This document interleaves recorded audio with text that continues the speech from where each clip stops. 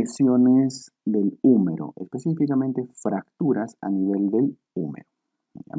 Para eso lo hemos dividido en tres partes. Vean que hay tres subtítulos. Hay fracturas del húmero proximal, de la parte superior. Hay fracturas de la diáfisis humeral, tercio medio. Hay fracturas distales del húmero, de la parte inferior. ¿Ok? Proximal, media y distal. Ahora, en esa imagen que tenemos arriba, la parte proximal se refiere a esta, ¿verdad? Las lesiones de la parte proximal, ahí arriba, muy superior. Luego tenemos a las lesiones de la parte media y abajo tenemos a las lesiones de la parte distal, ¿cierto? Muy bien. Las lesiones de la parte proximal, ¿ya? De la parte proximal del húmero, está refiriéndose a la cabeza, puede referirse al trocánter mayor, al trocánter menor, al trocánter mayor llamado troquíter también, o trocánter menor o troquín, las fracturas incluso subtrocantéricas, etc. Las lesiones más comunes de todas estas son las que vamos a graficar acá. La fractura del cuello quirúrgico, que es este de acá, cuello quirúrgico del húmero. Porque hay otro cuello, que es este de acá, el que está debajo de la cabeza. El que acabo de graficar es el cuello anatómico. Hay un cuello anatómico y un cuello quirúrgico. De lejos, chicos, nos interesa aquí, sobre todo, recordar a las fracturas del cuello quirúrgico. ¿Ok? Muy bien. A las fracturas del cuello quirúrgico. En la parte media de las diáfisis son estas de acá y las partes distales son las que ocurren principalmente por encima de los cóndilos. Hay un dato importante epidemiológico que deben recordar. Las fracturas de la parte proximal son un poco más frecuentes en los ancianos, en los abuelitos.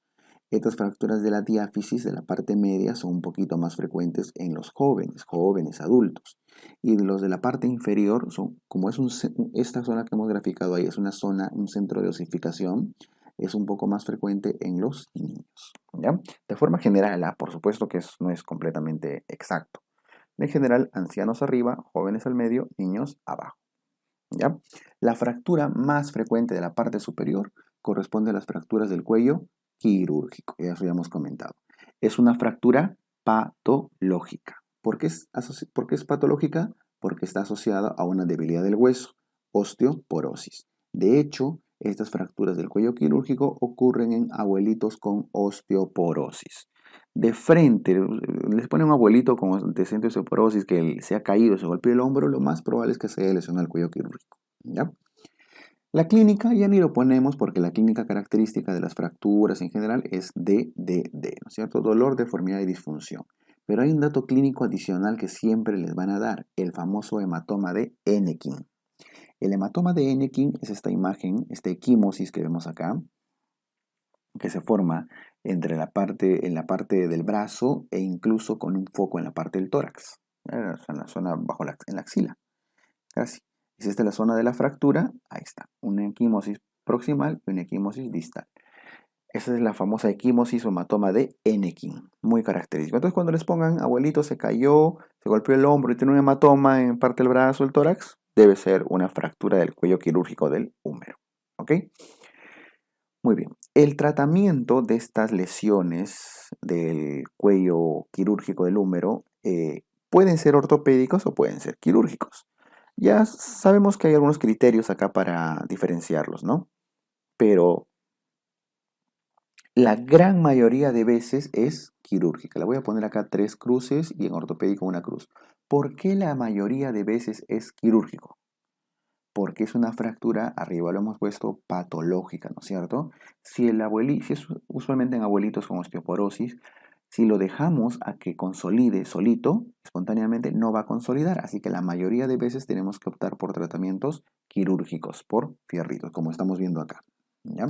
Generalmente manejos quirúrgicos. No tienen que memorizar esto, ¿ah?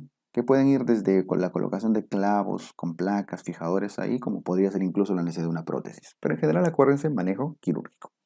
Lo que quiero que hagan es que reconozcan principalmente qué puede suceder en ellos. ¿Ya? Su clínica. Listo. La del cuello anatómico es mucho menos frecuente. Hay que comentarla nomás un poquito. Esta fractura del cuello anatómico, o sea que ocurriría acá, en esta zona debajo de la cabeza, se le considera una fractura intraarticular. Lo que pasa es que a la hora de, si tuviéramos que graficar este es un húmero, este es su cuello anatómico, esta es la cavidad glenoidea, esa parte está protegida o envuelta por la cápsula articular, por cavidad o por las membranas sinoviales. Por lo tanto, cuando se fractura el cuello anatómico, usualmente estamos dentro de la articulación, ¿no es cierto? Dentro de la superficie articular. Por eso se considera intraarticular. El gran problema de esas es que los vasos que irrigan la cabeza se ven seccionados. Por lo tanto, tiene gran riesgo de hacer necrosis avascular. Y eso es lo que estamos viendo acá, ¿no? Es una fractura intraarticular que usualmente necesita o suele hacer necrosis avascular. La mayoría de veces, al ser intraarticular, es de manejo quirúrgico. Es un dato, una fractura mucho menor. ¿Ya? Muy bien. Listo. Entonces, la más frecuente de las proximales, las fracturas del cuello quirúrgico. Muy bien. Ahora, si vamos bajando a la parte media, vemos las fracturas de la diáfisis. En la zona el problema de la zona diaficiaria, esto no está asociado a osteoporosis, al contrario, la diáfisis del húmero es una zona altamente dura, muy rígida, muy osificada. Por lo tanto, para que la diáfisis se rompa, tiene que ser un accidente muy violento, una gran caída, un accidente de tránsito. ¿Y quiénes están expuestos a accidentes muy violentos? Usualmente los jóvenes, ¿ya? Los jóvenes. ¿Y qué pasa cuando se fractura la diáfisis? Se suele lesionar el nervio radial. Ese es tal vez el dato más importante de todos, está de negrita ahí. Lesión del nervio radial. ¿Ya? Voy a graficárselos en la imagen de la izquierda, que está mucho más esquemático. Por la parte posterior del húmero, por eso lo dejo punteadito, acá hay un canal, hay un surco, por donde pasa el nervio radial. El nervio radial pasa posterior, por eso no estoy usando la imagen que está dibujada ahí, porque ahí da la apariencia que está pasando por delante, ¿no? Ya, pasa por detrás. El nervio radial cruza el canal del húmero por detrás y se hace posterior, se hace lateral. Se llama el canal de torsión del húmero. Por ahí pasa el nervio radial. Entonces, cuando se fractura, hay una fractura ahí del húmero, se suele lesionar el nervio radial. ¿Ok? El tratamiento, como estamos hablando de personas jóvenes, ya podemos optar por un tratamiento ortopédico. Por supuesto, ortopédico si la lesión está no desplazada y quirúrgico si es que la lesión está desplazada e inestable, ¿no? El manejo ortopédico se refiere al yeso colgante de Caldwell, que es el que estamos viendo ahí a la derecha. Es un yeso, un braquio, del que va del brazo a la palma de la mano, un braquio palmar, con el codo 90 grados, pero amarrado a un pesito, ¿no? Un plomito que genera una tracción del húmero para mantener el eje de consolidación, ¿ya? Para mantenerlo derechito. Yeso colgante de Caldwell. Eso, por supuesto, si es que la fractura es estable, ¿no? No desplazada. Y quirúrgico si es que está desplazada o está inestable. Hay muchas opciones quirúrgicas acá. De todas las posibilidades, lo que más se suele hacer en diáfisis es esto de acá, el clavo endomedular, clavito endomedular, ¿ya? O sea, un clavo, un fierro a lo largo del eje del húmero. Clavo endomedular es lo más usado. Complicación frecuente, como en la gran mayoría de huesos largos, la pseudoartrosis, ¿ya? Un retraso en la consolidación, ¿no es cierto? Sobre todo cuando usan el yeso de Caldwell, ¿no? A veces se les pasa la mano, ahí está el húmero roto, se les pasa la mano con el peso que ponen y genera una tracción muy grande. ¿Ok? Listo. Esto respecto a las lesiones de la diáfisis, son más frecuentes en los jóvenes.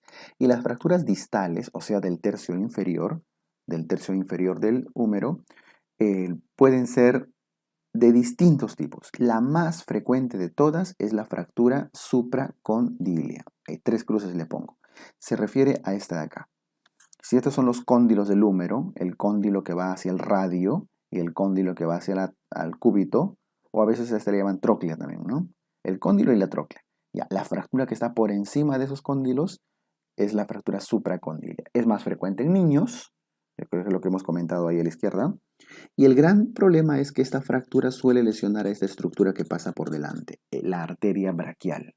Lesiona la arteria braquial generando un sangrado abundante Y si sangra abundantemente, ¿qué puede generar? Síndrome compartimental, que aquí se llama síndrome de Volkmann o síndrome compartimental, con gran riesgo de que ese síndrome compartimental genere isquemia de los tejidos distales por mala irrigación. Incluso hasta podría llegar a amputarse la mano en algunos casos. ¿Ya? Muy bien. Entonces, estas fracturas distales, como en un niño, lesión arterial braquial y puede generar síndrome compartimental. Esa es la más frecuente de todas. En cambio, a la derecha tenemos fracturas menos comunes, pero les adelanto que son más preguntadas de lejos. ¿Ya? Tenemos fracturas epitrocleares y fracturas epicondilias. Acabamos de decir hace un momento que esta es la tróclea, ¿verdad? La tróclea que articula con el hueso cúbito, y este es el cóndilo que articula con la cabeza del radio, ¿cierto? Radio. Por lo tanto, los nervios que pasan por sus costaditos son, al costado de esta parte pasa el nervio cubital, porque ese es el hueso cúbito de ese lado, y al otro lado pasa el nervio radial. ¿Ya? Entonces, a las apófisis que están por encima de cada uno de esos cóndilos se les llama. Si está por encima del cóndilo, a esa parte se le llama epicóndilo, porque está por encima. Y a la que está por encima de la tróclea se le llama epitróclea. Si se fractura la epitróclea, ¿qué nervio va a lesionar con frecuencia? El nervio cubital. Y el cubital, deben recordar que el cubital se encarga usualmente de flexionar la mano, los dedos de la mano. Por lo tanto, la lesión del cubital genera debilidad de los flexores de la mano. La mano no se puede flexionar correctamente, ¿ya? En dirección palmar, ¿no? En cambio, cuando se fractura el epicóndilo, suele lesionar el nervio radial ya también. Y el nervio radial que inerva, extensores de la mano. Por lo tanto, hay limitación para la extensión. Listo. Esto es clave que se acuerden, muchachos. Muchachas.